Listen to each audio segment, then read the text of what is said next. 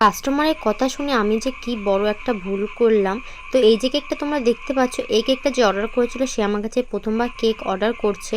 আর যখনই আমার কাছে কোনো নতুন কাস্টমার কেক অর্ডার করে তখনই আমি তার কাছ দিয়ে অ্যাডভান্স নিয়ে নিই। আর সেরকমই এই কাস্টমারের কাছ থেকেও অ্যাডভান্স নিয়ে নিয়েছিলাম।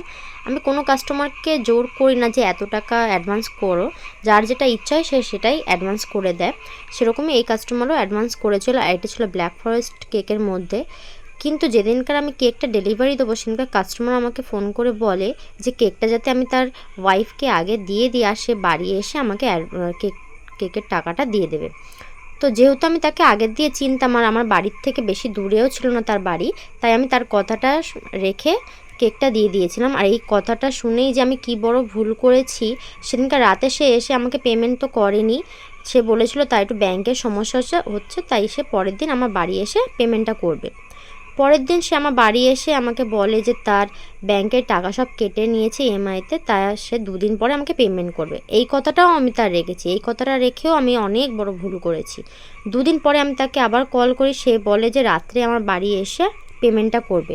তো রাতেও আমার অনেক রাত হয়ে গেছে, তাও আমি কল করে গেছি, তাও সে এসে পেমেন্টটা করেনি। পরের দিন আমি তাকে বারবার কল এসএমএস করছি, সে কোনো রিপ্লাইও করছে না, আমার কলও ধরছে না।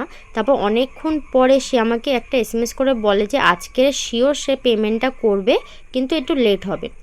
তো আমি বলেছি তাড়াতাড়ি যেন পেমেন্টটা করে আসে। তারপরে আমার আর ধৈর্যই ছিল না যে তার সাথে আমি ভালোভাবে কথা বলি। আমার অনেকটাই মাথাটা গরম হয়ে গেছিলো যে আমি যতটুকু চেষ্টা করেছি ভালোভাবে কথা বলেছি তা সেদিন কারো, কিন্তু তারপরে অনেকটা রাত হয়ে গেছে, সেও পেমেন্ট করে না। তারপরে আমি যখন অন্য একটা কেক ডেলিভারি দিতে যাই তখন তার বাড়ির সামনে তার সাথে আমার দেখা হয়।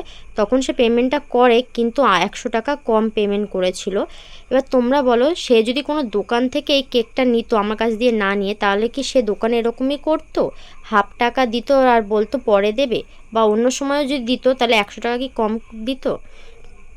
আর তোমরা বলো যে এই 1 পাউন্ড কেক, তাও আবার ব্ল্যাক ফরেস্ট, তার মধ্যে কি আমাদের 100 টাকা লাভ সেরকম আছে? যারা যারা হোম বেকার তারা নিশ্চয়ই জানে যে আমাদের একটু কেকে সেরকম কোনো লাভ থাকে না, তার মধ্যেও যদি কাস্টমাররা এরকম করে।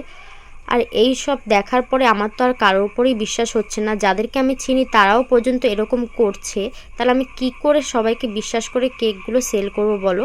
আমার যারা রিপিট কাস্টমার তারাও পর্যন্ত এরকম করে না, তাদের সাথে তো আমার আগে পরিচয়ও ছিল না, কিন্তু তারা এত ভালো যে সঙ্গে সঙ্গে পেমেন্ট তো করেই দেয়, আরও খুব ভালো কেকেরও অর্ডার দেয়। তো যাই হোক, এরকম এক্সপিরিয়েন্স যেন আর না হয়, আর সে যদি আমার কাছে আবার কেক অর্ডার করে তাহলে আমি পুরো ফুল পেমেন্টটা নিয়েই তার কেকের অর্ডারটা নেবো। আর এইগুলো কেক তোমাদের কেমন লাগলো আমাকে কমেন্ট করে জানিও। টাটা।